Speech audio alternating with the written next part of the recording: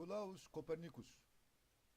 Nikolaus Kopernikus di sala 1400 û heftê û sêyan de di navçeya Torun a Polonyayê hatiye dinyayê. Esmannas se û jêre Kopernik tê gotin. Ezmannasî, matematik, tıp û hukuk xwendiye.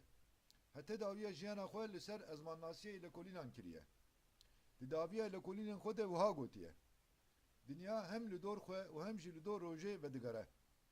Beriya Kopernikus wiha dahat bawerkirin ku dinya navenda gerdûnê ye. Kopernikus wê baweriyê ji binî ve hilweşand û hate têgihiştin ku roj di navendê de ye.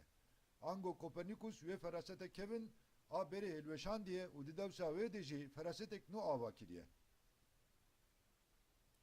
Teoriya Kopernikus xwe dispêre dû ferz weriyan. Yek, gokên esmanî ku gerstêrkan hildigirin ne li dora dinyayê, lêbelê li dora rojê vedigerin. Di do, dinya di navendê de ne sekiniye û sekinî namîne. Hem li dor xwe, hem jî li dora rojê vedigere.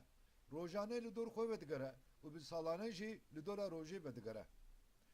Dema kitêba wî a bi navê Tebîniyên li ser gokên esmanî di sala 1543 de hatiye weşandin, temamiya ramanên ku derbarê ezmannasî û gerdûnnasiyê de hebûn wan serûbino kiriye. Kitêba wî derbarê livdariya gerstêrkan de wekî kitêba yekê me û bi zimanekî sade livdariya gerstêrkan ravekiriye. Beriya ku bimre ramanên xwe eşkerê kiriye. Ji papayê wê demê re nameyekê şandiye û di nameya xwe de wiha nivîsiye. Xoşewîst ê êja. Ez baş dizanim kesên ku kitêba min bixwînin dê hema dicî de ramanên min red bikin. Rastî ez jî ji ber tekên wan herdem tirsiyame û heta aniha min jî bi wêrekî ramanên xwe neparastiye.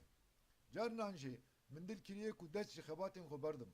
Kaderê min şerm û fikara xwe da alî û min xebatên xwe domand.